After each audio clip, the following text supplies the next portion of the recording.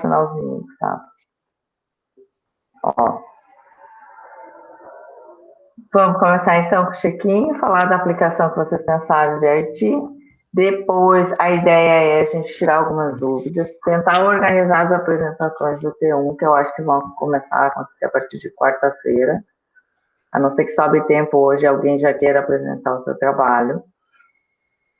E falar do T2, que vai ser desenvolvido ainda.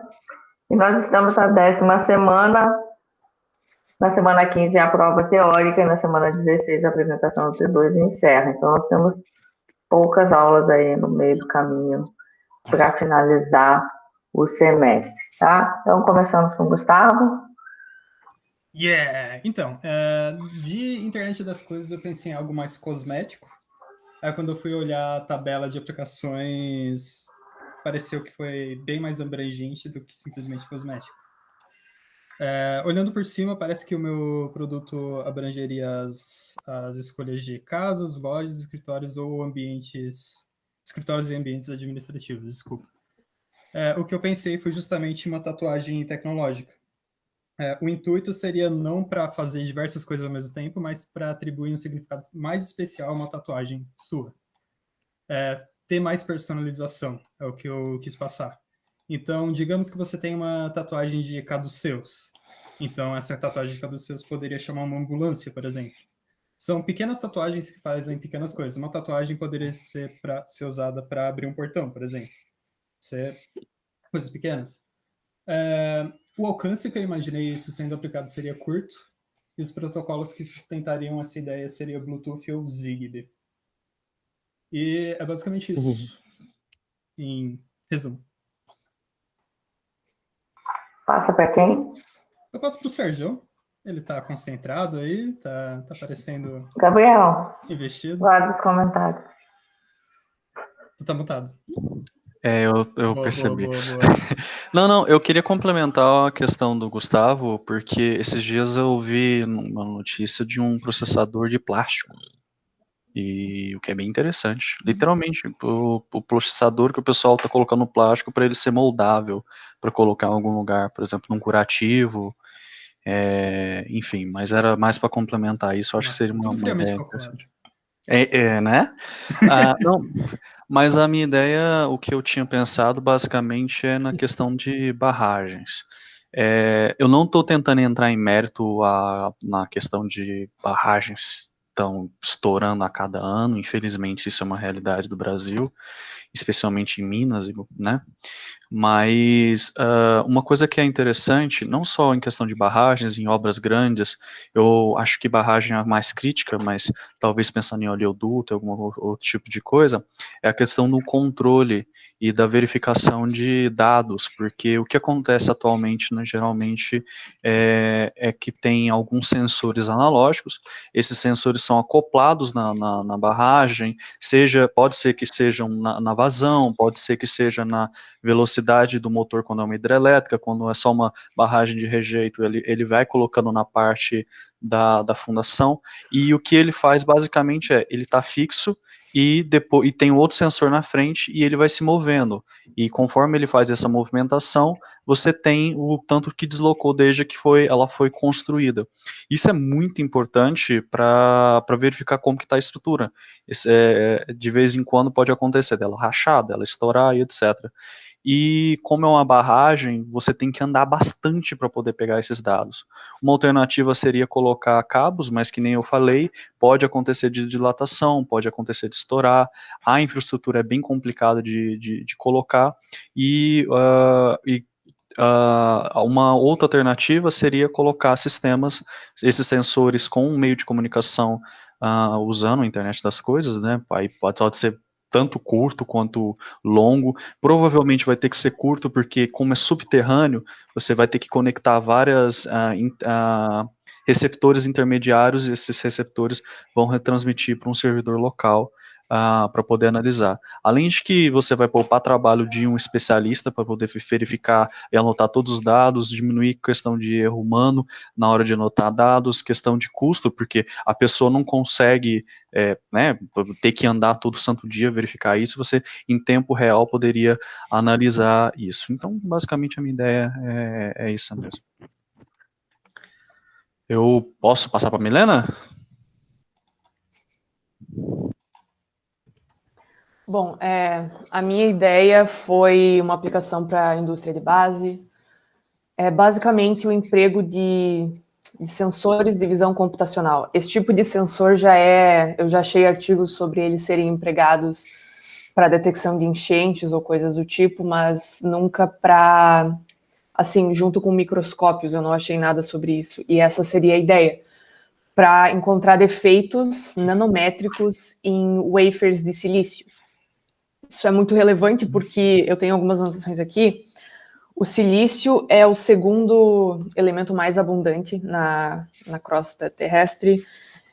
7 milhões e 200 mil toneladas são produzidas anualmente, e muito disso é jogado fora porque tem defeitos que eles não conseguem saber o porquê que existe esse defeito, se é algum fator na linha de produção, alguma coisa assim. Então, a minha ideia é empregar sensores juntamente com microscópios assim super poderosos que eles usam lá, para encontrar defeitos em qualquer etapa da produção, para saber de repente qual é a causa, se tem que mudar alguma temperatura, tem que mudar alguma coisa, algum parâmetro para melhorar diminuir o número de defeitos, diminuir o desperdício, digamos assim. Eu usaria longa distância, né, LoRa, 4G, Sigfox, porque essas fábricas são enormes, tem andares e andares e prédios. Eu botei também um vídeo da Intel que mostra que eles fazem tudo isso assim no olho, né? É o olho humano que vai procurar esses defeitos. Eles botam esses microscópios, botam as imagens deles e procuram no olho. E é difícil, sabe? É difícil para eles verem. E eu acho que uma rede neural convolucional, por exemplo, que é muito boa em detectar esses detalhes, seria mais eficiente nessa hora, sabe? Então, essa é a minha ideia. Vou passar para o Carlos. Então, eu coloquei ali a aplicação de IoT para monitoramento diário de pacientes com Parkinson. Essa é uma aplicação que já está em desenvolvimento, né? Faz um tempinho. De 2016 já tem algumas publicações, mas é uma parceria da Pfizer com a IBM. E por que eles fizeram isso? Porque nos Estados Unidos tem uma boa parcela da população é acometida com essa doença, né? Doença de Parkinson. E é muito difícil fazer um diagnóstico assertivo para os pacientes, porque eles vão 2, 3 vezes no ano, no máximo, no consultório, fazer o check-up lá, os testes, né, os exames. E no laboratório, no consultório lá, na clínica, o resultado desses pacientes é, em média, 30% melhor do que é realmente em casa. Porque eles estão em um contexto diferente, um ambiente diferente. Então, eles saem melhores nos testes, e isso não necessariamente representa o que eles passam em casa.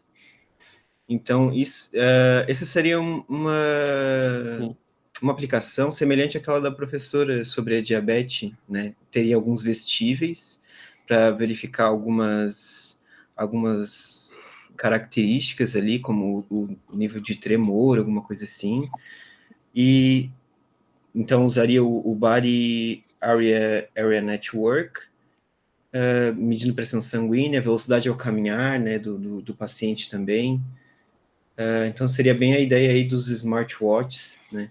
Tem algumas câmeras também que eles usam com técnicas de machine learning, né, que também são interessantes. Eu coloquei com protocolo Bluetooth, mas talvez seja necessário também um protocolo de longa distância, né, para emendar esses dados para o consultório. Mas eu coloquei Bluetooth porque eu não consegui pesquisar a fundo como que funciona isso aí. Mas pode ser alguma coisa que é armazenada localmente, levada ao consultório. Mas se fosse a longa distância, precisaria também de outro protocolo, LoRa, Sigfox, sei. Só para lembrar, não era para ver a solução inteira, era para fazer um levantamento de alguns protocolos que vocês acham que compete ali. Depois só a gente vai trabalhar essas aplicações, então, lá para o T2. Só que esse da Pfizer já é um produto, tá? Ele já está no mercado. Então, tipo, a IBM acho que já vem há alguns anos trabalhando em cima disso. Mas existem outras aplicações para Parkinson também. Envolvem sensores e vestíveis. A ideia é que vocês pesquisassem uma aplicação, considerando aquelas áreas que eu coloquei lá, que são as áreas que o governo brasileiro vai dar investimento. Então, são áreas prioritárias para o Brasil. Então, no caso, vocês, como são alunos, daqui a pouco vão ser empresários, daqui a pouco vão estar criando startup, vocês têm que estar atentos para o que tem de necessidade dentro do país de vocês, justamente para vocês conseguirem esses financiamentos ou esse mercado que está surgindo. Bem do ponto de vista estratégico, para quem está concluindo uma universidade daqui a pouco, e entrando no mercado com algum tipo de produto para essa área, que é a área que vocês estudam, que é essa área de criar coisas que não existem, de usar microcontroladores e sensores e rede, do que for, e montar uma solução finalizada depois. Então, a ideia principal desse exercício é chamar a atenção de vocês disso, tá? Não precisava se aprofundar ainda, era só ver uma aplicação, uma possível área e dar uma pesquisada nos possíveis protocolos. Carlos, passa para quem? Não, é só legal que dá para fazer, assim, talvez esse projeto da IBM, da Pfizer, seja uma coisa cara. Dá para fazer uma coisa mais barata, né? Principalmente para os pacientes brasileiros que... Gente, olha o nosso SUS. O que o nosso SUS precisa? Vocês já entraram em algum hospital para ver o que tem de tecnologia? Tem nada. Um smartwatch, entendeu? Às vezes algumas coisas assim já ajudariam um pouco. E assim, existe principalmente para quem for lidar com saúde, existe uma previsão de crescimento da população de idosos nos próximos anos. Agora vão ser idosos sequelados de Covid. E essas pessoas, elas não precisam estar indo no hospital se elas tiverem uma forma de acompanhamento em casa. Eu não preciso demandar gente do hospital, porque o hospital é para coisa mais séria, para emergência, para aquele atendimento mais de urgência mesmo, tipo de traumatismo, a pessoa caiu, quebrou, ou está sofrendo um ataque cardíaco. Agora vocês pensam, paciente crônico, que é aquele paciente que tem diabetes, que tem alguma doença respiratória que precisa de um acompanhamento, e que se esse acompanhamento for feito em casa, ela não precisa estar indo para o hospital, nem é bom que vá para o hospital. E aí existe toda essa preocupação. Isso é uma preocupação mundial, esse aumento do número de idosos para os próximos anos. E a sobrecarga do sistema de saúde. Bom, o sistema de saúde já foi sobrecarregado por uma pandemia que chegou do nada. Então, imagina que se a situação do futuro já era complicada, agora a gente tem um fator novo que se chama Covid-19, que piorou tudo. Então, precisa de tecnologia. Precisa estar desenvolvendo produto que não seja produto caro, que seja um produto viável para a implantação e melhoria nos nossos sistemas, nas nossas unidades de saúde. Carlos? Tá, passo para o Wellington. Tá. Eu peguei um produto bem parecido com o que eu trabalho, na verdade, mas a parte que eu trabalho é com consumidores, só que eu pensei em usar mais ou menos a mesma lógica. Hoje em dia, a ANEEL está liberando muitos leilões de energia renovável, principalmente fotovoltaica. Então, lá para o Nordeste, tá saindo muita usina fotovoltaica grande. E tem que fazer uma auditoria. Aqui estão alguns resultados. Tem que fazer uma auditoria dessa energia que é gerada na usina. Só que geralmente essas usinas são muito longe dos lugares onde eles vão vender essa energia. Na verdade, tem algumas modalidades de venda. O que eu trabalho hoje é com consumidores, a gente utiliza a saída de usuário para ver o tanto de energia que ele consome durante o dia. A gente faz um monitoramento desse consumo. A ideia aqui é tentar utilizar mais ou menos a mesma lógica para fazer a medição da geração de energia e a auditoria dos créditos de energia que essa usina vai produzir. A ideia é utilizar mais ou menos os mesmos sensores e o mesmo tipo de protocolo, que geralmente a gente utiliza os protocolos de tecnologia para celular, GSM ou 4G. Mas quando é muito longe, muito difícil, aí parte para o Ethernet mesmo. Mas eu acho que é basicamente isso por enquanto aqui. Passa para quem? Vou passar para o Roger.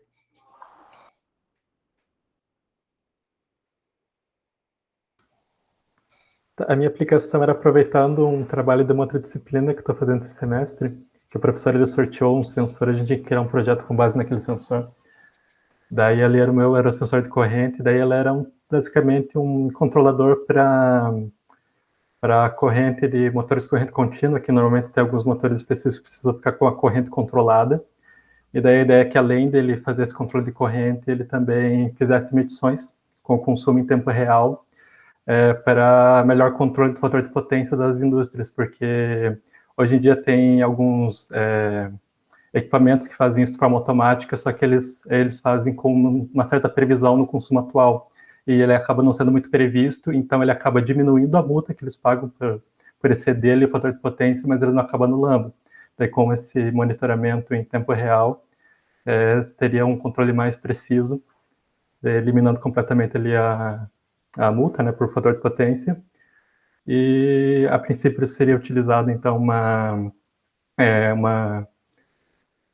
um protocolo, né, para longa distância, só que eu não especifiquei nenhum porque teria que ver a questão de interferência, né, porque normalmente os motores eles acabam gerando um campo magnético em volta, daí teria que ver alguma que seja mais adequada ali para a aplicação. Indústria tem problema. A Milena também escolheu indústria. Indústria que tem motor é um problema. Não se sabe ainda como tirar os fios da indústria, porque a transmissão não é confiável, porque ela pode estar transmitindo, daqui a pouco ela pode não estar mais transmitindo. Então, tá? Mas depois a gente vai discutir sobre isso, essas questões de... Tem bastante gente que pesquisa como tirar os cabos da indústria, tá, gente? De fazer as transmissões sem fio. Passa para quem? Tem mais alguém que não falou? Rodrigo? Pro Igor. Acho que é o Rodrigo, Ramon, Jonathan, Igor, e tem vários que não falaram ainda. Tá, primeira coisa eu queria dar parabéns pro Jonathan, que é aniversário dele. O Mataruco. Obrigado. Cadê o bolo? Tô querendo saber também. Não avisou, não fiz bolo. E eu não cheguei a fazer, tá? Tipo, e colocar ali, como eu falei, eu tava focado em terminar o trabalho. Mas tem uma aplicação aqui, ouvindo o que o pessoal falou, tem uma aplicação que eu acho muito interessante, ainda mais agora, nesse momento que a gente está vivendo, que é o TCC do Ariel, que mora aqui comigo, que ele está fazendo um dispositivo para fazer o controle de temperatura de geladeira e refrigeradores de postos de saúde, hospitais que não tem muito recurso financeiro e coisas do tipo. Para quem não sabe, atualmente as enfermeiras fazem esse controle utilizando um termômetro dentro da geladeira para ver como está a temperatura, e a ideia dele é fazer esse dispositivo de baixo custo que conecta com a geladeira, o dispositivo, e faz o controle de forma automatizada, né, pelo computador ou pelo celular. Eu acho uma aplicação muito legal, muito interessante.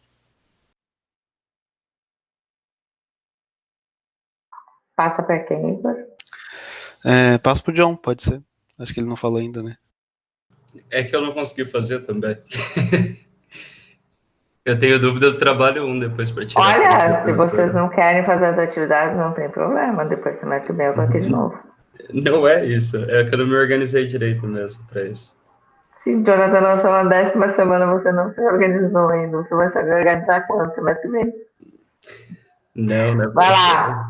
Não fez, não tem ideia. Qual área que você gosta de estudar, pelo menos, das áreas que Atualmente, que estavam eu estou lá? escrevendo meu TCC, eu estou fazendo uma IA para planejamento de negócios, setor, para deduzir aonde vai ser a aplicabilidade dos recursos, distribuir melhor. E a ideia é estudar o que existe e tentar desenvolver algo ainda.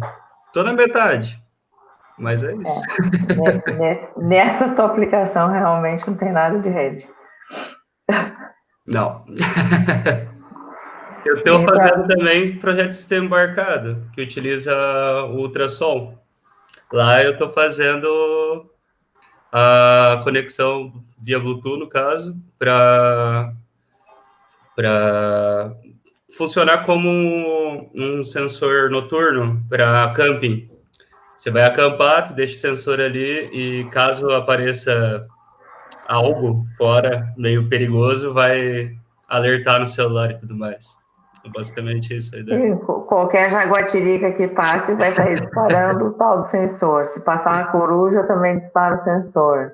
Depende. A pessoa que vai acampar com o seu produto não vai dormir. É sério, sensor de movimento, que se movimenta tarde de noite na mata, já viu? Tem que pensar em tudo, hein? Claro.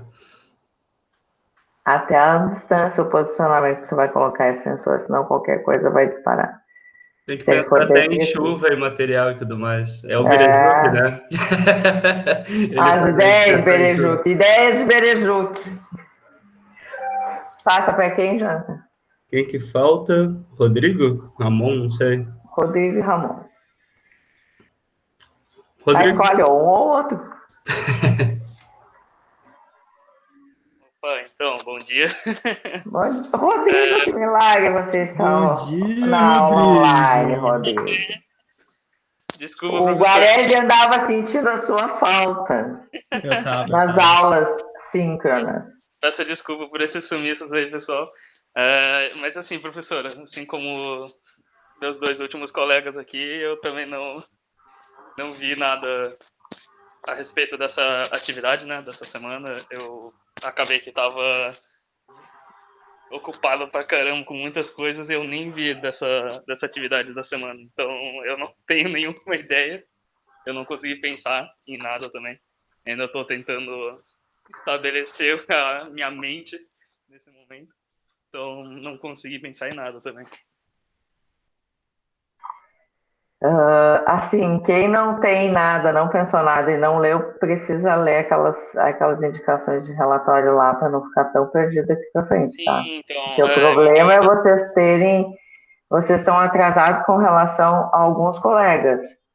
E aí vocês vão ter que correr atrás para não ficar depois perdidos até com o que tem que fazer no T2, tá?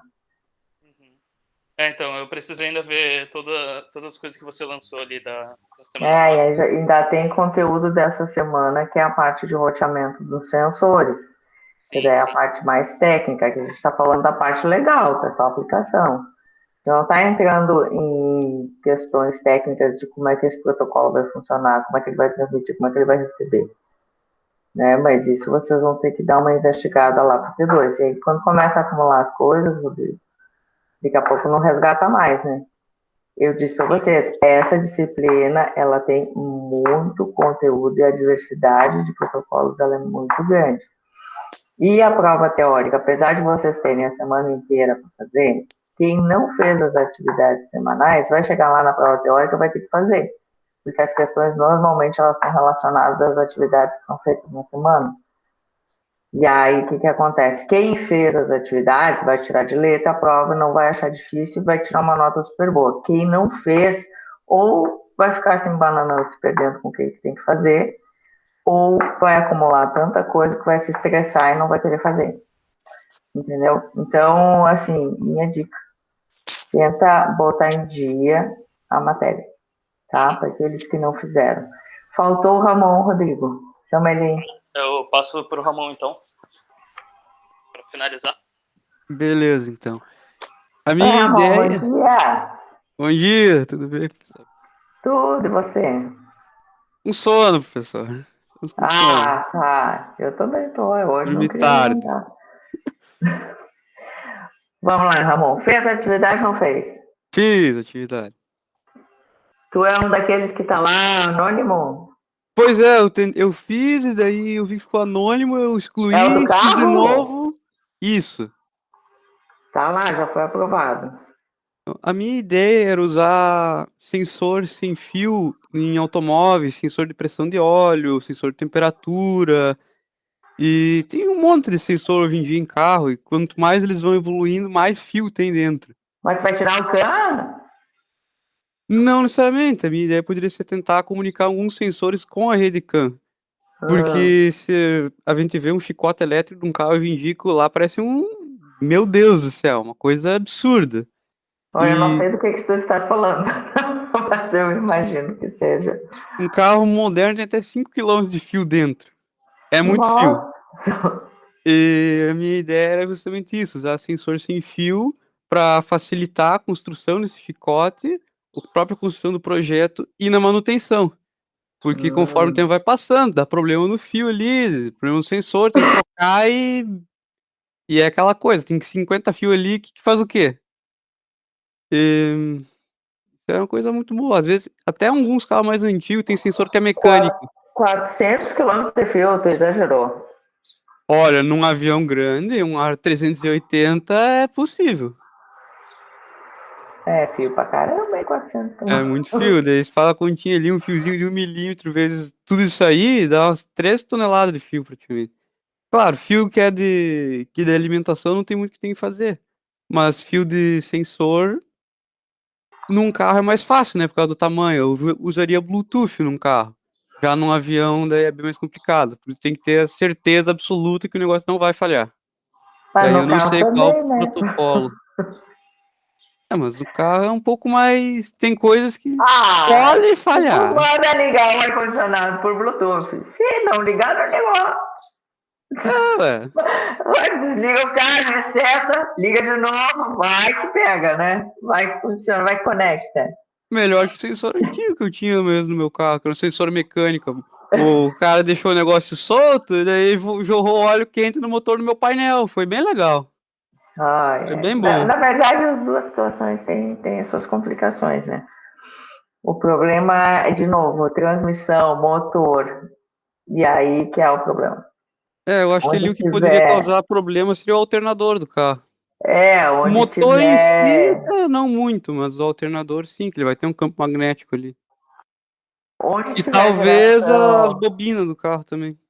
Geração de campo magnético, muito metal, água, tudo isso é problema para transmitir o sinal, tá? Porque quando tem muitas peças de metal, o sinal ele fica refletindo e não necessariamente ele vai para onde ele deveria ir e nisso o sinal pode ser perdido. Então são diversos fatores, mas é interessante tu olhar aí. Teria que testar mesmo e ver o que acontece. E diferentes protocolos também. Mas tá bom. Vou te anotar aqui. Tá bom. Fios do carro. Bueno, gente. Então, como eu falei para vocês ali, a ideia é pensar numa aplicação e fazer um estudo para o T2 de viabilidade dessa aplicação. Eu vou colocar o que vocês vão preencher nesse estudo de viabilidade, tá? Então, vai entrar essas questões de protocolo. Acho que vai botar Bluetooth.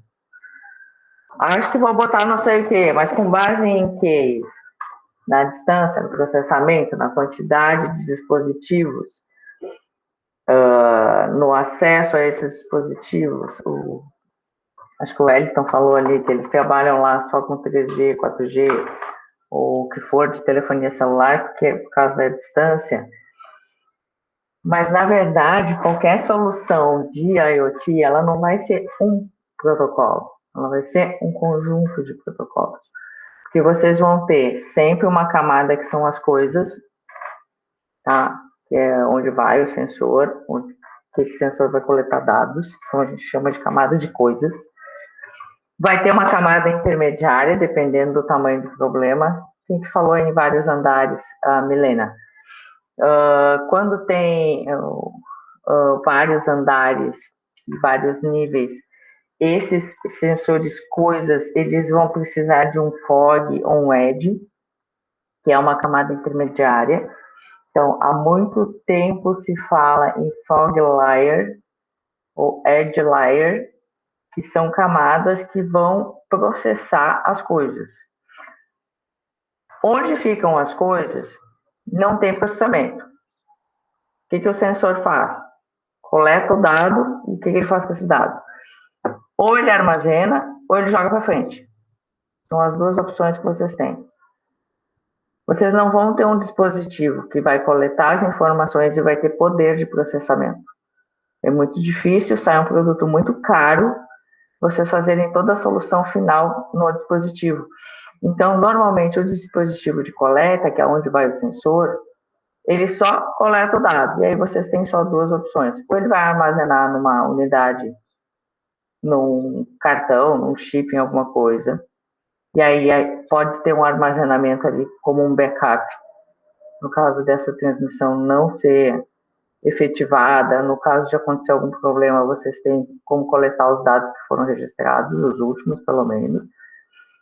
E aí esse dado ele vai jogar para frente. Quem vai fazer o processamento, ou se vocês tiverem que botar uma IA, ou se vocês tiverem que fazer qualquer análise de dados antes de mandar para a nuvem, vai ser esse fog ou esse edge layer.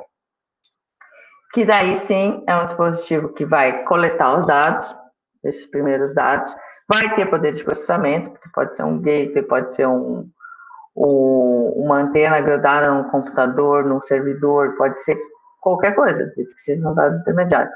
A partir dali, ele distribui para a nuvem. Então, depois eu tenho outro nível ainda, que vai ser a nuvem. Algumas soluções colocam mais do que um nível intermediário, antes de chegar na nuvem. Para que eu preciso de níveis intermediários?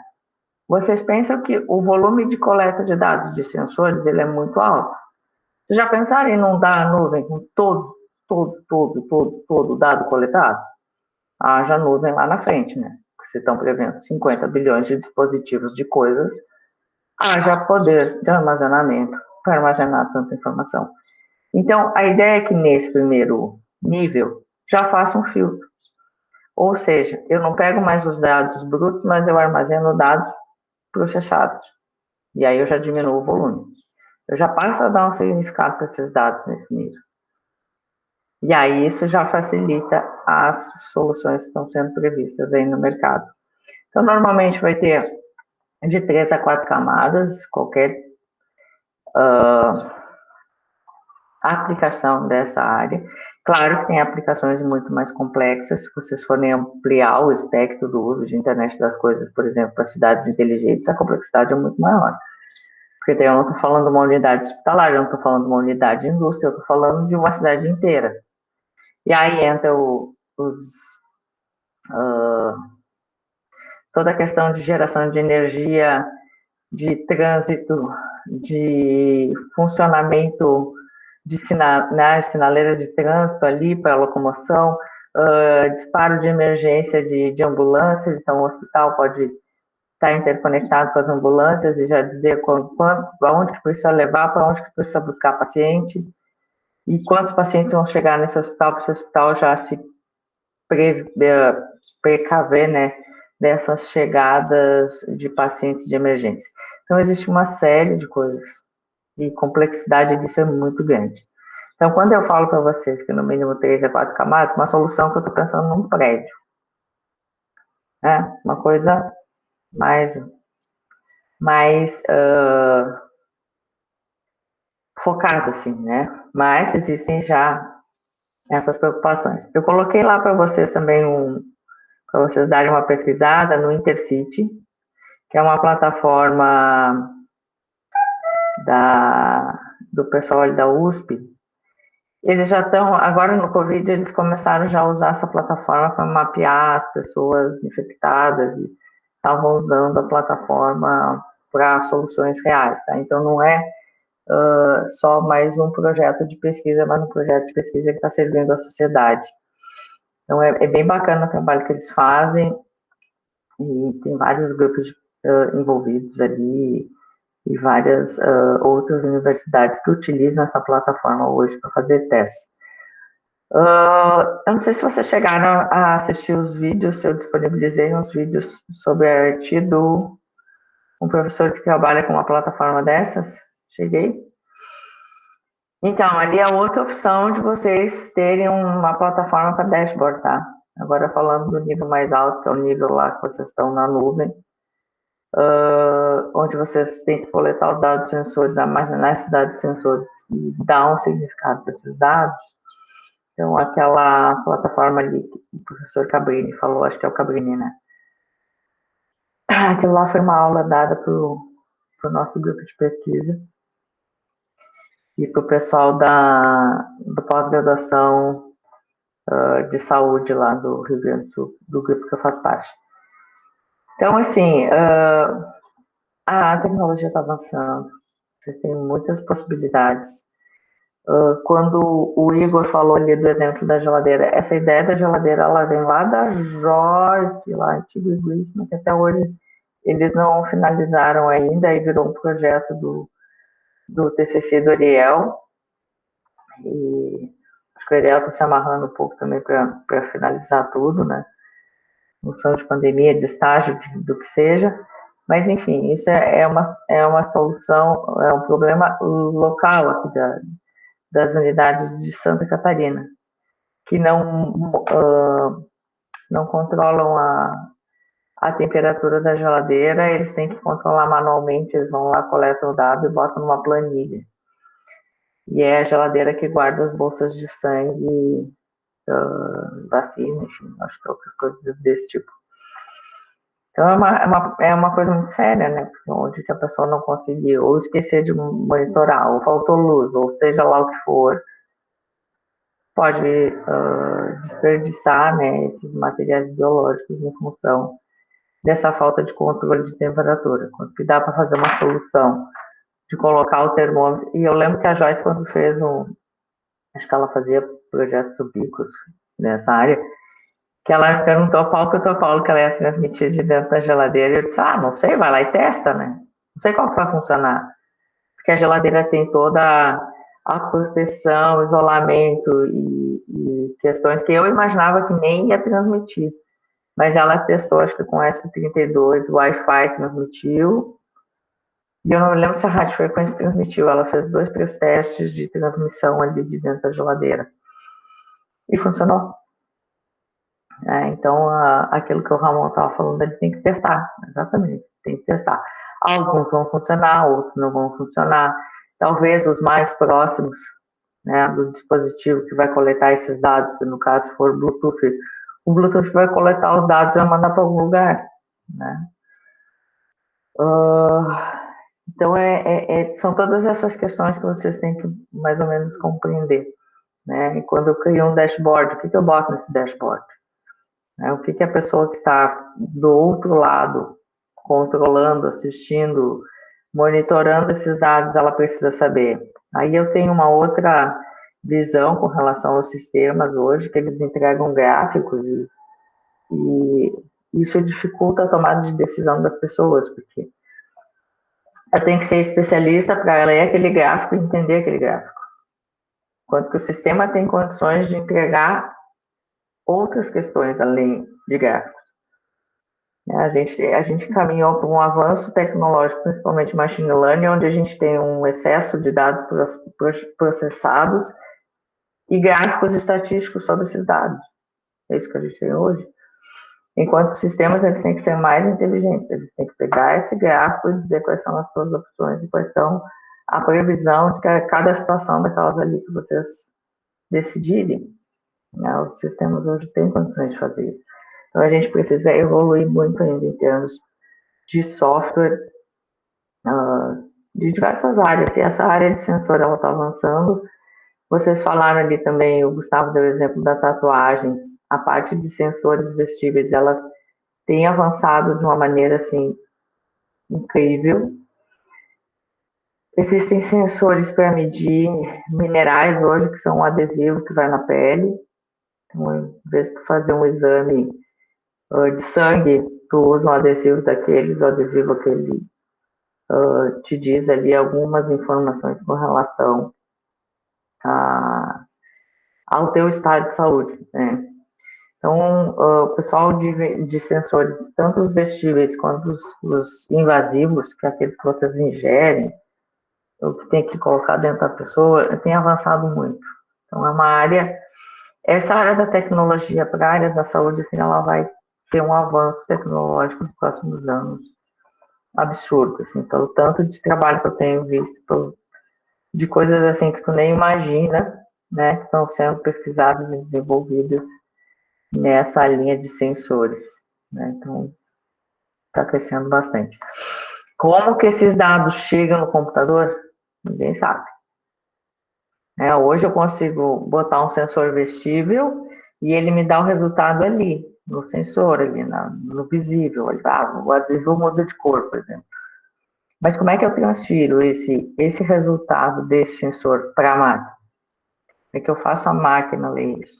Né? Teria que ter uma antena no adesivo? Teria que passar esse adesivo num leitor Bluetooth?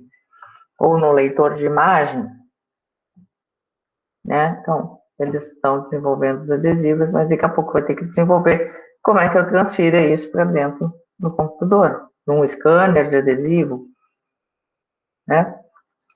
Mas eu tenho certeza que em seguidinha vai aparecer aí várias soluções para isso. Fato é que quando a gente fala das coisas e da coleta de dados, sempre vai ficar essa questão, mas como é que transfere o dado, né, do computador? Aí vai entrar os protocolos. Aí vocês até listaram Bluetooth, LoRa, Sigfox. Tem também o ZigBee, tem o... estava na ponta da língua agora que eu queria falar. E aí, esses protocolos, o 6LoWPAN, que é um protocolo bem cotado aí para a internet das coisas, por causa que é o único que tem suporte para IPv6 de endereçamento da internet. Então, isso ainda também não é uma coisa que está definida e não é o tipo de área que não tem como fazer uma definição única, porque tudo vai depender do tipo de aplicação que está sendo feita, tudo vai depender, né, do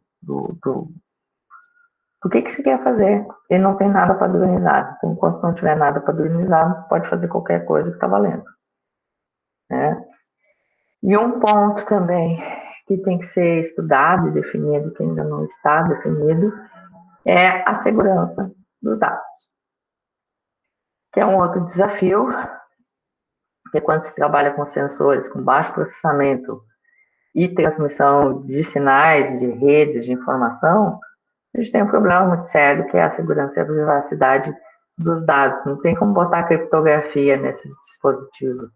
Quer dizer, uma criptografia boa, né? Porque criptografia que é facilmente quebrada não adianta nada. Então, existe ainda essa linha de pesquisa. Eu hoje tenho a Bianca trabalhando com isso. Ela está fazendo uma camada de segurança para o vestível que o Zanon fez. O Zanon fez um colete para tirar os fios do teste de eletrocardiograma. Né? Ele fez um protótipo, publicou esse protótipo no Simpósio Brasileiro de Computação Aplicada à Saúde, e aí o trabalho dele foi selecionado como um dos 10 melhores trabalhos do simpósio. Vejam bem, trabalho de graduação, tá, gente? Para escrever um artigo para um journal. Então, ele agora está escrevendo o artigo do journal. Mas ele enviou trabalho do TCC, sendo que nesse simpósio tem muita gente que faz mestrado e doutorado nessa área. Então, vejam só a importância do TCC que ele fez, assim, e ele fez esse TCC com muito empenho, assim, ele sempre se preocupou muito com isso desde antes de entrar para o TCC. Eu acho que quando ele fez redes comigo, ele já estava planejando o que ele ia fazer de TCC, né? Isso que é a parte de rede, a gente não testou muitos protocolos, ele usou o ESP, transmitiu por rede sem fio, funcionou direitinho, o sinal é captado, tem uma aplicação web para ver o sinal do eletrocardiograma. E aí, agora que ele está fazendo mestrado lá na biomédica, ele está testando outros outras formas de processar e de aquisição de sinais desse vestíbulo. Quer dizer, não foi um trabalho para engavetar, é um trabalho para seguir pesquisando e daqui a pouco fazer um produto final, né? Porque isso demanda tempo, demanda teste, demanda uma série de coisas, uma série de etapas, assim, né, que tem para fazer para ir aperfeiçoando, se quer transformar o TCC num produto. O professor, Gustavo, esse quer TCC falar? foi de que ano, mais ou menos? Só de O curiosidade. quê? Esse TCC do eletrocardiograma. No ano passado? Ah, do ano passado? Interessante. Ele apresentou o TCC, acho que em 2020, eu estava fazendo pós-doc, e aí ele estava sendo orientado pelo Fabrício. Eu posso colocar ele fez um artigo estendido, tá? Posso colocar o artigo dele, se vocês quiserem, lá no Moodle, para vocês darem uma olhada, que é o TCC final dele. Uhum. Certo? Ou o artigo do simpósio também, que aí é uma versão mais resumida do trabalho, né? O TCC tem todas as características da construção do hardware, porque ele fez tudo, mas ele se preocupou mais com o hardware do que com o software, na casa. Mas aí ele escreveu um capítulo também de livro com o pessoal ali do pós da Ciências da Saúde que eu estava fazendo pós-doutorado.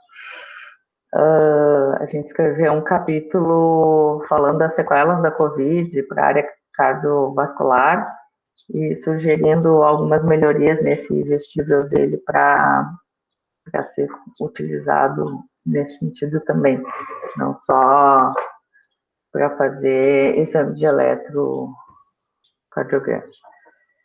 Enfim, é um trabalho que demandou bastante trabalho para ele, mas que agora está rendendo vários frutos, né, em função da dedicação que ele teve no projeto.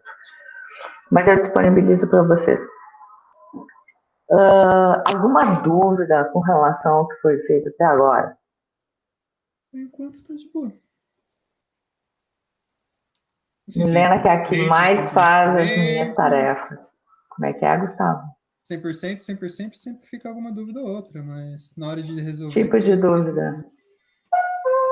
Tipo, na hora de pegar o último trabalho ali que eu estava fazendo, por exemplo, demorou um pouco até eu engatilhar o que era o GIF, eu acho que era o nome. Depois que eu entendi certinho, foi mais de boa. Que é o quê? Agora eu que não entendi. Deixa eu pegar que ele aqui. tá falando. Qual é o nome? É a variação de latência lá. Isso, Jitter, exatamente, tá falando, exatamente.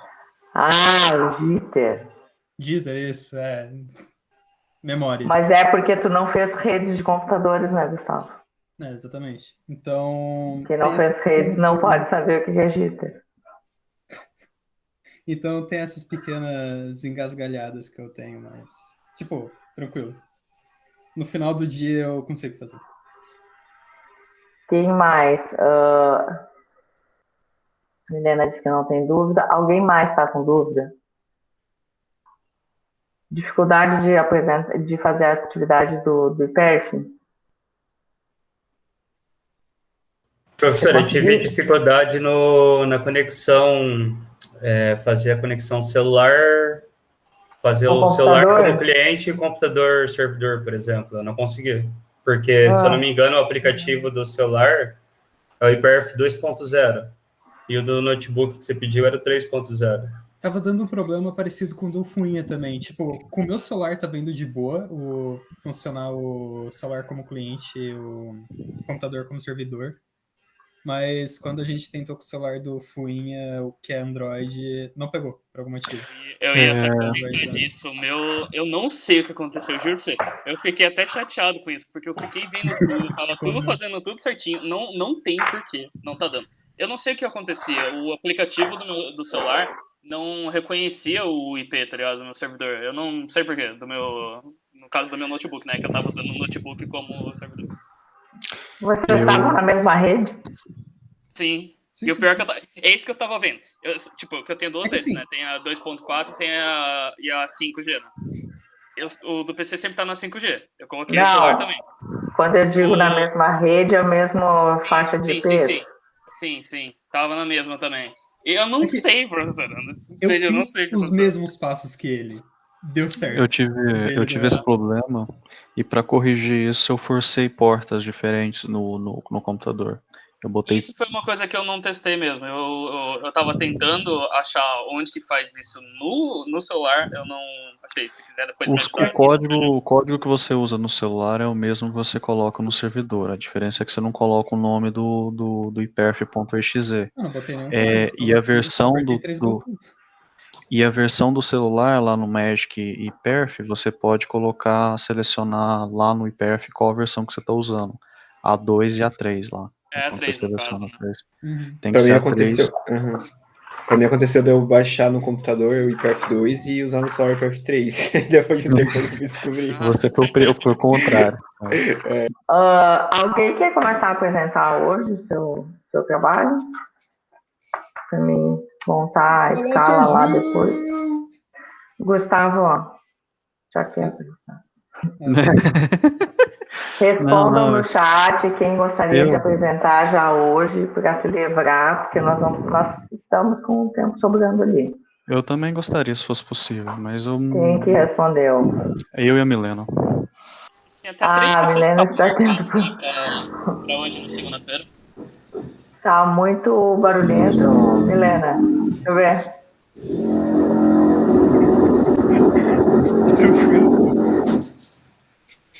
Eu posso apresentar, mas não sei. Vai ficar isso aí no fundo. Bom, da minha parte, eu te escutando, tá bom. Vai ficar um ruidinho, né? Ela pagou o pai dela pra ficar na britadeira ali do lado. Fazer o quê, né, Milena? Não depende de nós.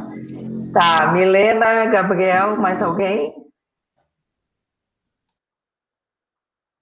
Então, a Milena e o Gabriel apresentam hoje, depois eu faço a escala dos próximos trabalhos. Lembrando que quarta-feira eu lembro que o Cadu não pode. Quem mais não podia na quarta-feira? Tem aula de outra disciplina? Tá, então, Milena... Professora. Oi, Carlos.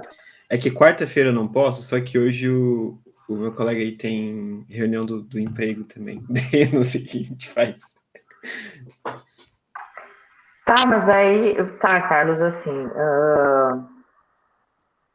Deixa eu organizar quantos vão faltar.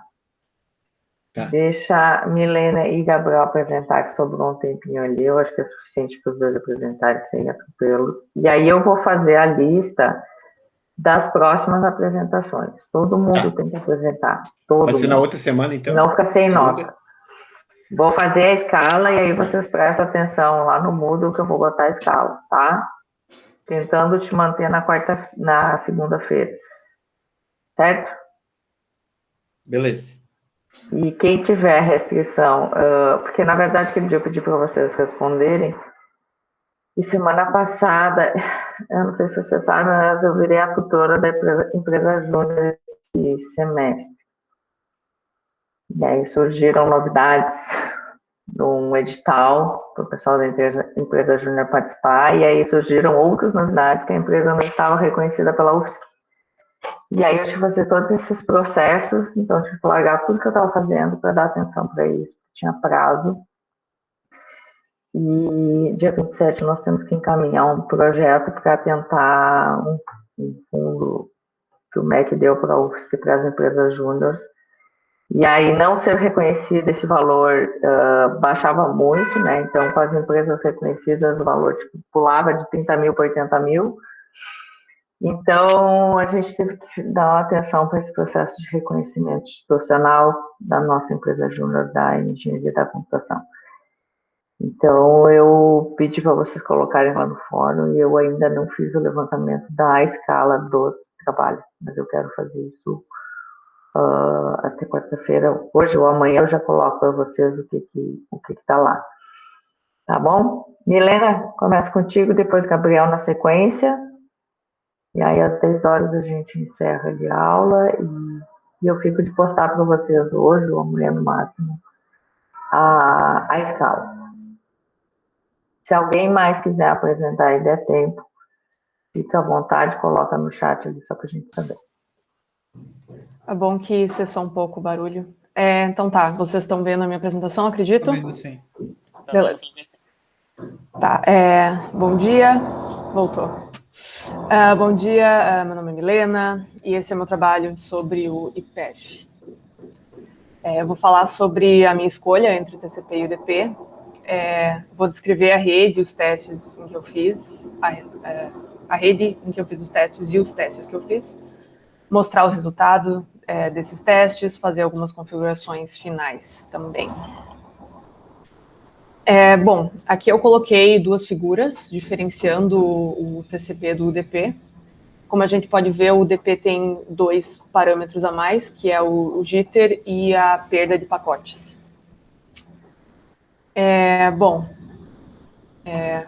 Eu escolhi o UDP, porque se a gente usa o TCP, o próprio protocolo usa um algoritmo de controle de congestionamento, não tem perda de pacotes, não tem jitter, e de acordo com a documentação, o único parâmetro que vale a pena mudar no TCP é a janela de transmissão com a flag H. Já no UDP, tem uma série de parâmetros que dá para variar e analisar os resultados dos testes a partir disso, olhando a perda e o jitter também, principalmente. Bom, essas são as características da rede aqui de casa, onde eu fiz os testes. E esses são os parâmetros que eu variei. A largura de banda com a flag B, o tamanho dos datagramas com a flag L, o número de datagramas com a flag N e o tipo de serviço com um S maiúsculo.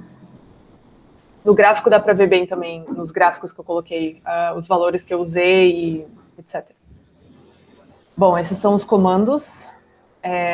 Como dá para ver aqui, eu variei usando essas flags. Claro que eu não variei tudo ao mesmo tempo. Em muitos casos eu deixei o valor padrão. E eu tenho arquivos de log para todos os meus resultados também.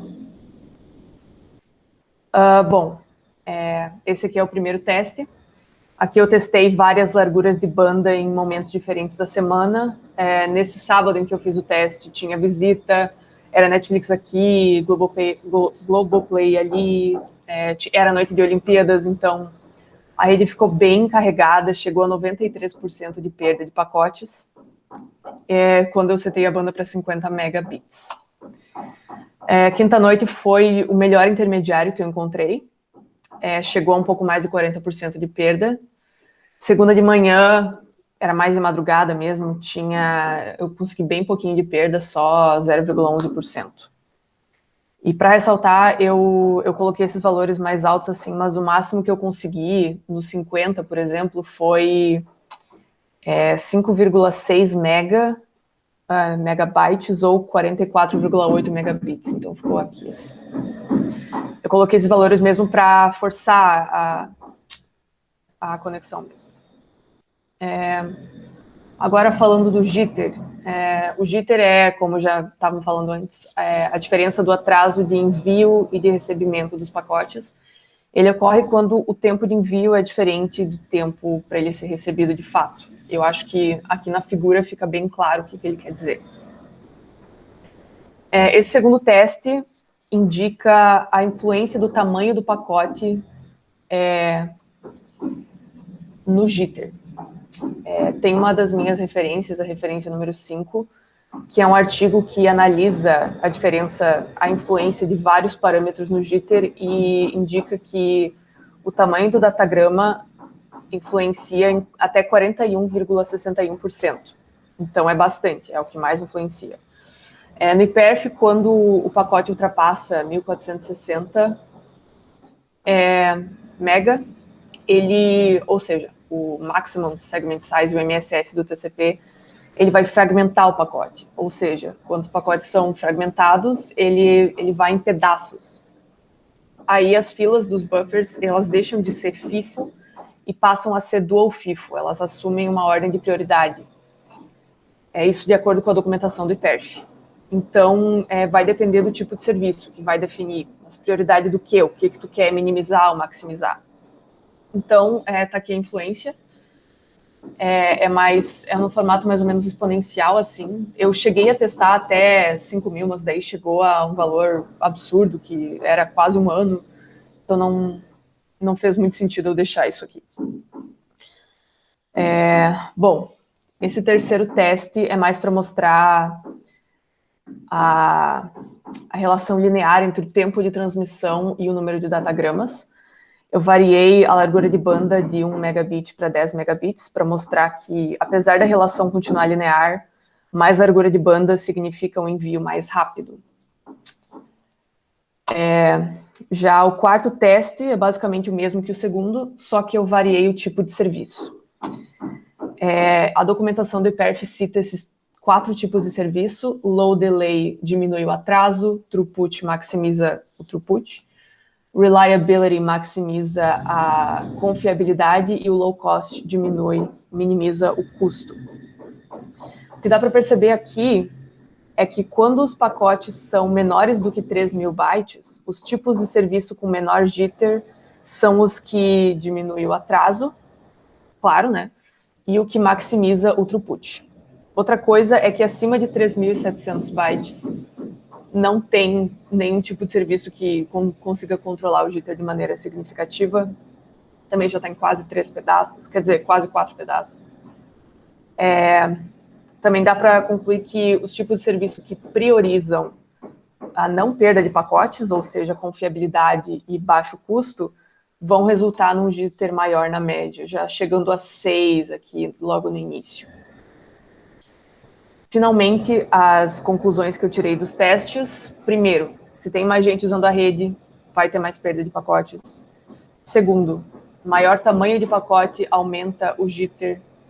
Terceiro, mais pacotes a serem enviados vai aumentar o tempo de transmissão. Quarto, mudar o tipo de serviço diminui o jitter até certo ponto. E dá para aprofundar mais esse estudo que eu fiz, fazendo outros testes, variando mais parâmetros. Um exemplo seria analisar a perda de pacotes variando a largura de banda e o tipo de serviço, ou algo assim, tem várias possibilidades. Essas são as minhas referências. Esse artigo é o que me deu a ideia de verificar o jitter versus o tamanho do pacote. E é isso aí. Muito obrigada. Não sei se tem alguma pergunta.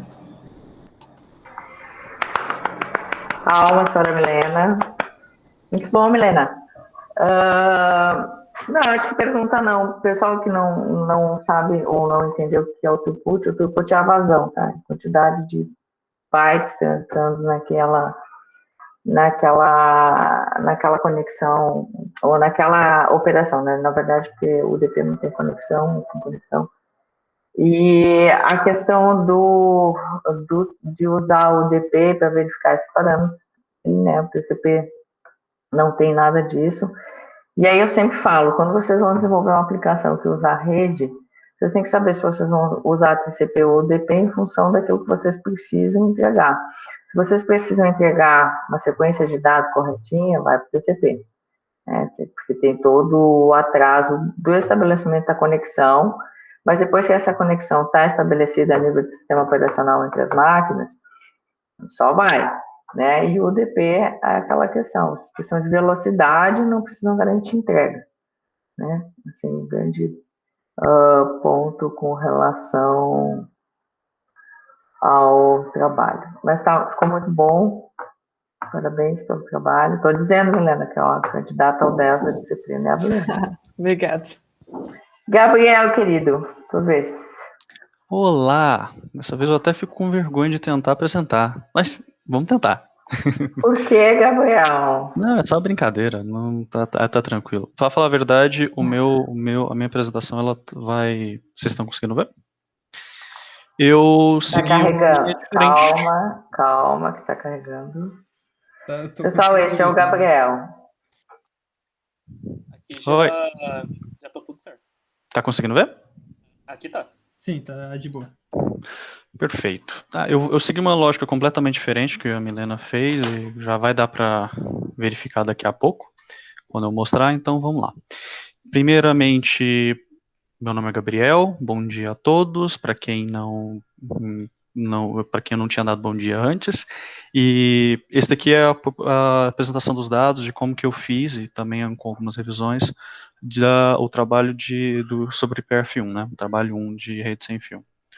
A primeira coisa que eu tenho que dizer é a questão da proposta, qual que é a proposta desse trabalho em si, que basicamente é fazer um teste em uma rede doméstica usando o IPRF3, com protocolo tanto o TCP quanto o DP, para a gente verificar algumas diferenças entre eles, e eu vou analisar a largura de banda, o jitter, a perda de pacotes, isso, obviamente, no UDP, e nos dois eu também vou verificar a questão do tempo total. E, por fim, eu também estressei a rede para a gente verificar quais são as mudanças do que acontece. Então, a primeira coisa que a gente tem que interpretar é, primeiro, saber qual que é a diferença do TCP e o do UDP. Eu vou fazer uma revisãozinha bem rápida. Vocês podem prestar atenção aqui que tem vários pacotes sendo perdidos, né? E para evitar isso, o TCP, ele, recebendo aquele pacote, ele informa para quem enviou aquele pacote, usando um protocolo, e ele detecta, como vocês podem prestar atenção, nesse caso, o terceiro pacote está com problema, e o cara vai reenviar o pacote 3, né? Outra coisa que a gente tem que verificar é a questão, e no DP não tem esse protocolo, claro que vai perder vários pacotes. Alguma outra coisa é a questão da largura de banda. Eu estava dando uma olhada para ver algumas analogias e para verificar como que a gente pode representar e explicar o que é uma largura de banda, e eu vi algumas falando sobre mangueira. Só que eu acho que não faz muito sentido, porque na mangueira você pode apertar, você pode aumentar a pressão, a velocidade da água, ela modifica, coisa que numa rodovia não. A rodovia meio que ela vai variar conforme pode acontecer algum congestionamento, alguma colisão, algum problema, mas os carros, considerando que os carros estão passando na mesma frequência, na mesma velocidade, eles vão passando nessa via do mesmo jeito. Então, quanto mais largo é aquela via, mais carros vão poder passar, mais informações vão ser passadas. Coisa que na mangueira você pode você pode acelerar, dependendo da pressão, e também por algum outro motivo que eu vou mostrar mais adiante. Então, basicamente, a largura da banda é, dado um momento, o quanto de informação pode ser passada naquela rede. Pode ser meio físico, qualquer meio físico, seja por ar ou seja por cabo, né? E a gente tem o jitter também, que vocês podem prestar atenção nessa representação, que foi por isso também que eu preferi colocar como analogia, que meio que os carros em cima, eles estão em ordem certinha, e os de baixo eles estão alguns atrasados, outros em ordem correta.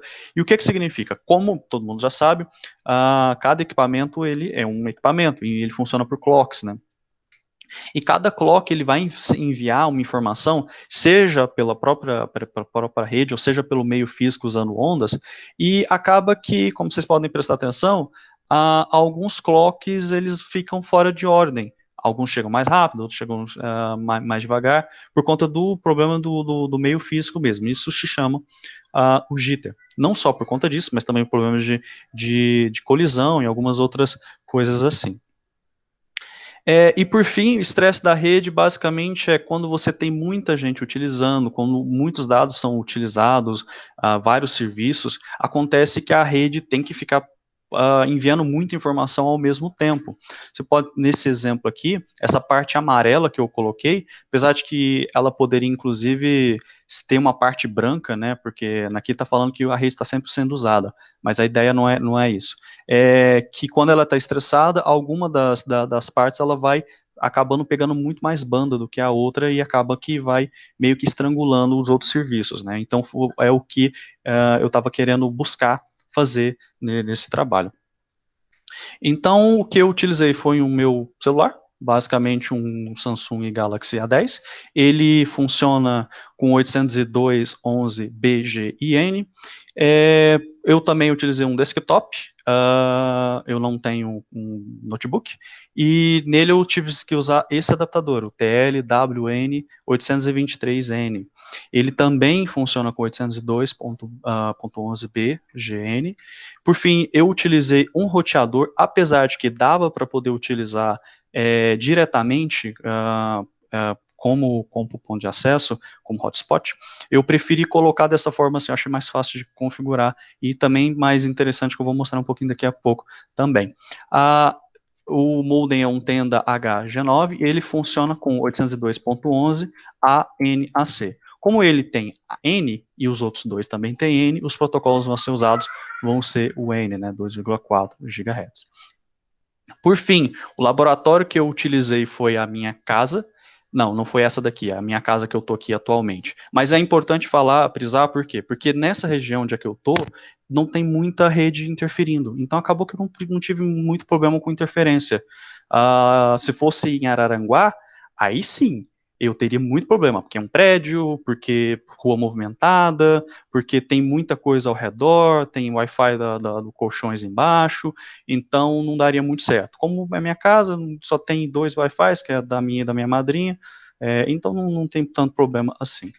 E basicamente, como que funcionou o experimento? Eu fiz 2 testes, usando o IPF2, o IPF3, para fazer comparação de TCP e UDP, e com eles eu também fiz o estresse de rede em cada um desses 2 protocolos.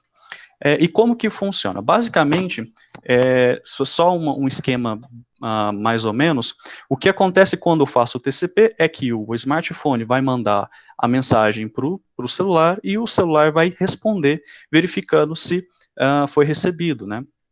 Quando é o IDP, ele vai simplesmente enviar e não vai ter uma resposta. E quando tiver um estresse, o que pode acontecer é como exatamente esse exemplo aqui. A rede está sendo utilizada, não mandou, ou houve a colisão, ou aconteceu de fila, ou aconteceu de que está muito ocupado por algum motivo, pode ser vários fatores, e acaba que não enviou a informação correta. Aí, nesse caso, ele tem que enviar de novo ou esperar e aguardar para poder enviar novamente. E para padronização dos testes, o que eu tive que fazer foi, que como eu estou usando 2 protocolos diferentes, eu tive que padronizar a quantidade de dados enviados, que eu enviei 100 megas em todos os dados, em todos os testes. O tamanho do buffer foi de 8 kilobytes. E com limite de banda ilimitado. Eu não fiz que nem a Milena, que ela foi verificando o limite de banda para cada um, eu coloquei valendo 0, tentando utilizar o máximo possível. Aqui está só um exemplo de como que é o IPERF. Aqui, inclusive, são eu fazendo várias tentativas, verificando as possibilidades, como que funcionava.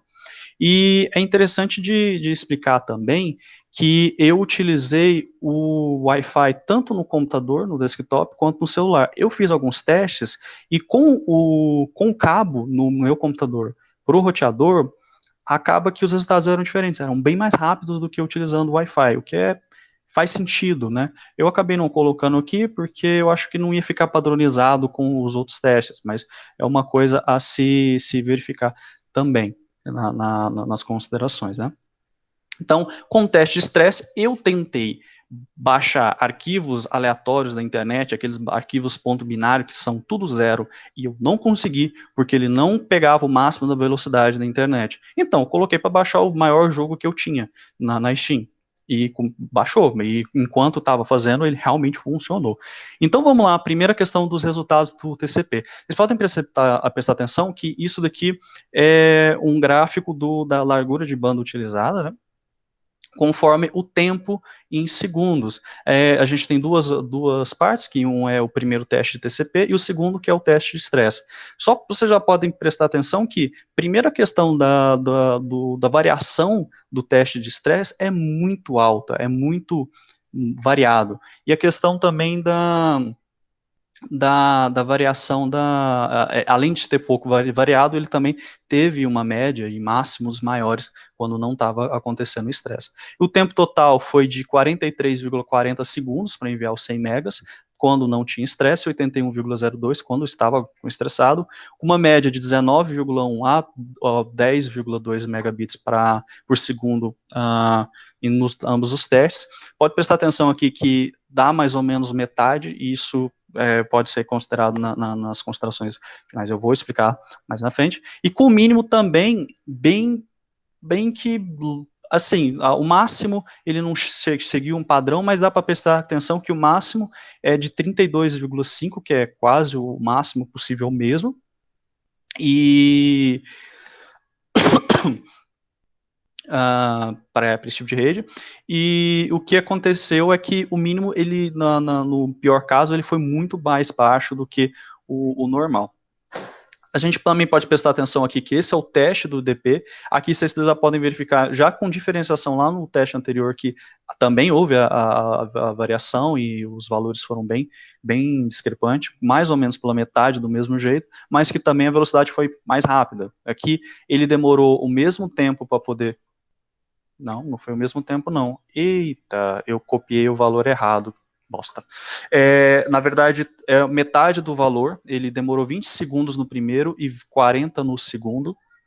E a velocidade a média da velocidade foi bem mais alta, foi um pouco mais alta, com 38 e 23,4, e com os máximos de 38 e 6,2. Faz sentido ele ser metade, apesar de que aqui o valor está errado, mas era 25,2, eu copiei errado, porque ele vai enviar só uma vez, ele não vai enviar ele não vai enviar e esperar o resultado para poder enviar novamente, que nem anteriormente. E como a Milena já disse no trabalho anterior, o que acontece é que o EDP ele também mostra alguns valores, como jitter, como perda de pacotes e etc.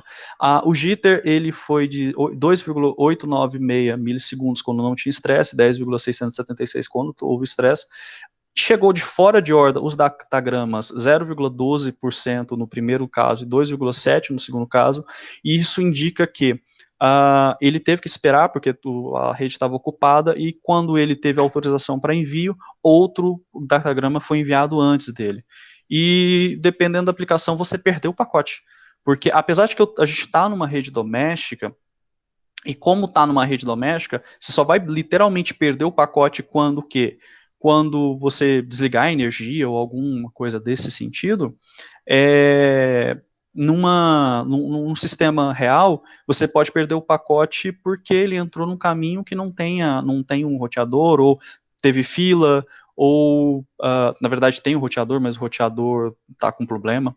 Enfim, podem ser vários motivos. No caso da casa, não, ele vai esperar até um certo momento e depois vai enviar. Ele só não vai enviar quando está tão lotada, mas tão lotada, que passa muito tempo para poder fazer o envio, né? Então, o algoritmo, a aplicação, ele pode simplesmente receber esses pacotes fora de ordem e interpretar que foram perda de pacote. Um sistema VoIP, por exemplo, não pode utilizar pacotes antigos, né?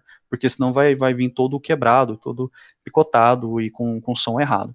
E como considerações, a primeira coisa que eu acho que é interessante da gente ver é a discrepância quando tem o estresse de rede.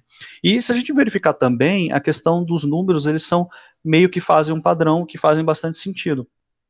Primeiro é a questão do DP e do TCP, porque você verifica que foi mais ou menos a metade por conta do tempo de resposta, e a questão do estresse da rede, como eu usei apenas um equipamento, um serviço, e todo o restante estava fechado, eu acredito que o roteador tenha dado prioridade para os dois serviços da mesma velocidade, mesmo a estresse de rede, né, que eu estava utilizando a largura completa, então acabava que tinha competição, mas a competição igual, né, então acabava que diminuiu pela metade também na velocidade. É isso, professora, eu só vou corrigir aqui e pegar o dado bonitinho, mas é isso mesmo a apresentação. Obrigado, professor. Muito bem, Gabriel.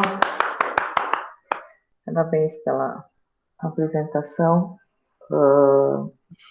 Senti falta ali. Na verdade, eu achei que os gráficos ficaram meio confusos, assim, mas Depois vou olhar lá nas respostas que vocês postaram para mim, tirar as minhas dúvidas. Eu tinha colocado ali se mais alguém queria apresentar, então, pelo jeito, está todo mundo correndo da apresentação, né? Ai, gente. Bom. Uma coisa para o Sérgio em relação a. Sim, Rodrigo. Coisa que eu fiquei um pouco em dúvida ali.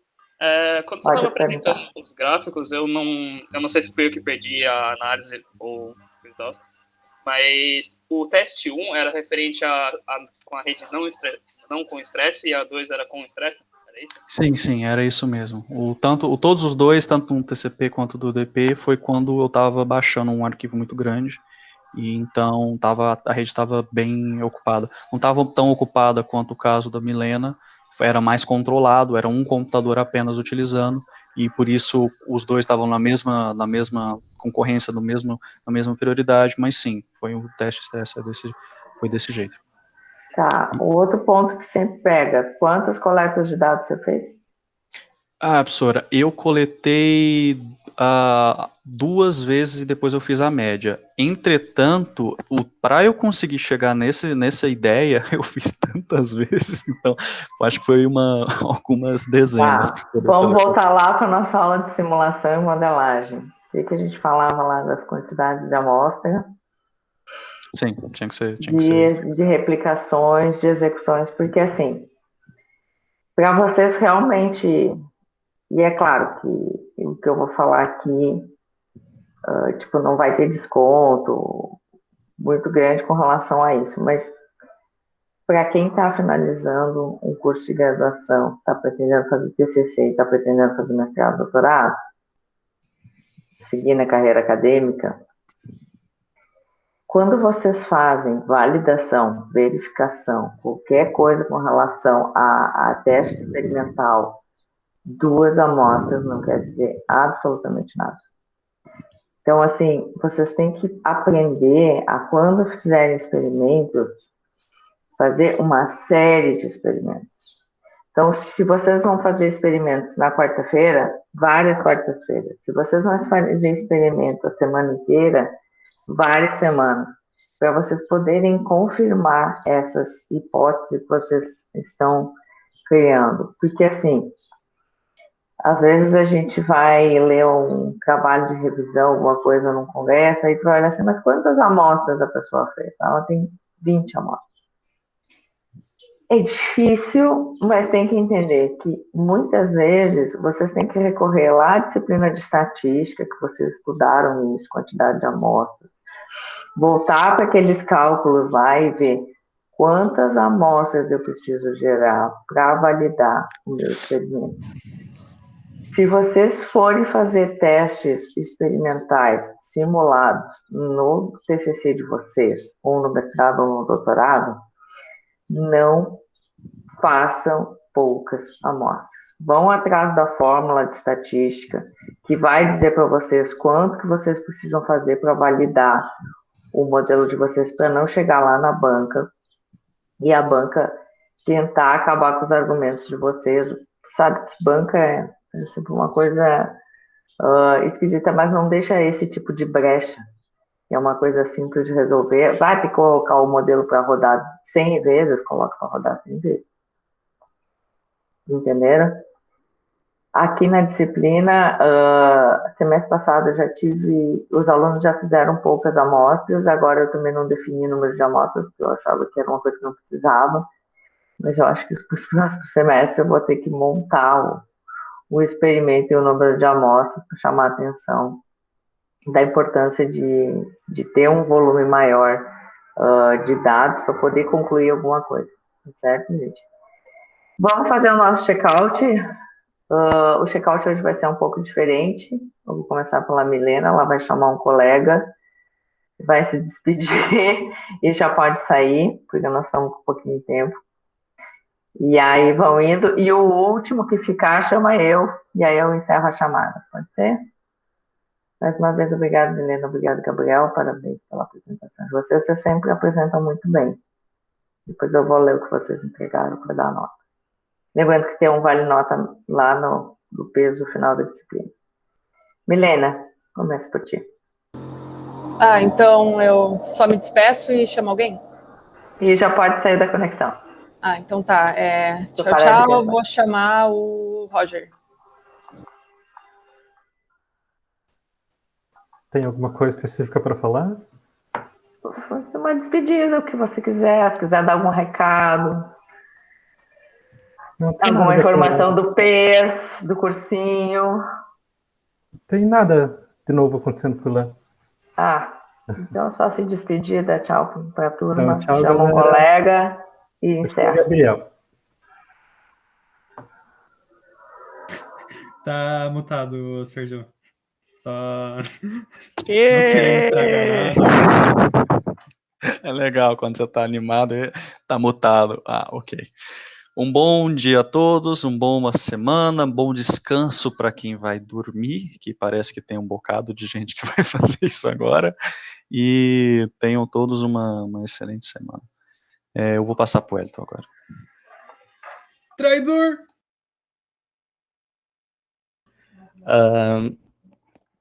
Então, uma boa semana para todo mundo. Eu vou passar pro Carlos. Bom, uma boa semana para todo mundo. E vou passar pro Guarizi. Yes! Melhor pessoa, Carlos! Bem, é bom estar na presença de todos vocês. E eu me despeço agora. Tenham todos um bom resto de semana. Valeu, Chama quem? E até mais. Eu chamo o Fuinho, Rodrigo. Até mais. Rodrigo, a tua câmera! Tu tá mutado ainda, Fuinho, Rodrigo. Eu não vi que eu tava mutado. Tem que ligar a câmera, né? Pelo menos na despedida, né? Pra agradecer todo mundo. Olha, cara, isso foi indireto, é? Deixa eu me apresentar aqui, então. Enfim, apresento todo mundo aí, também dando as ideias do trabalho que eu não fiz, né? Então isso já me ajuda também a tomar um norte de algumas coisas, ou planejar algumas ideias. E uma boa semana a todos. A gente vai se ver na quarta-feira, né? Para as outras apresentações. E eu passo para o Jonathan, né? Acho que o Jonathan não foi ainda. Não, né? Até mais, galera. Parabéns pro Jonathan, galera. Esquecemos de cantar parabéns. Obrigado, professor. Parabéns. Verdade, parabéns, Jonathan. 27 anos nas costas. Quanto? 27 já. Nossa, tá ficando velho, hein, Jonathan? Sim. Jonathan, eu tô formada há 28 anos, Jonathan. Se formou antes de eu nascer, professora, 93? Me formei em agosto de 93, Jonathan. Eu nasci em 16, agosto de 94. Até mais, galera. Passa pro Igor aí. Boa semana para todo mundo. Boa semana para todo mundo também. Tô indo vacinar daqui a pouco, né? 1h30. Se vacinem, quem não se vacinou ainda. E eu vou passar pro Roger. Começaram a vacinar os mais novos. 24 né? hoje, sim. O Roger, ele já falou, ele tá ali porque ele não quis fechar a câmera. Tá, então vai pro Ramon. As respostas, é o Ramon. Ramon. Último, mas ainda sim, estamos aqui. Os últimos serão os primeiros, Ramon. Sempre. Legal. Eu vou agora fazer os slides da apresentação, porque eu esqueci de fazer.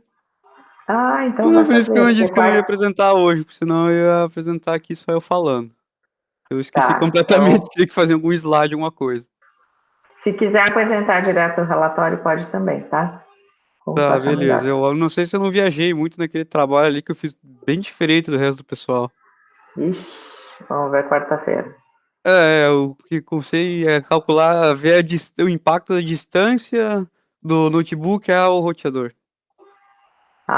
Entendi. Você quer ver se tem diferença da entrega dos pacotes. E quanta diferença dava. E comparei com a rede entre 2,4 e 5 GHz. Então tá, vamos ver o resultado na quarta-feira, então, fica tranquilo. Tá. Tchau, professor. Tchau, querido. Quer falar comigo, Roger? Não, só tô aqui pra dizer tchau mesmo. Deixa eu encerrar aqui a chamada. Fica aí agora tu vai ficar até o final. Tá bom. Hoje nós temos o nosso Nosso super encontro ontem já tive que fazer uma reunião com o Jonathan. Por que não parou aqui?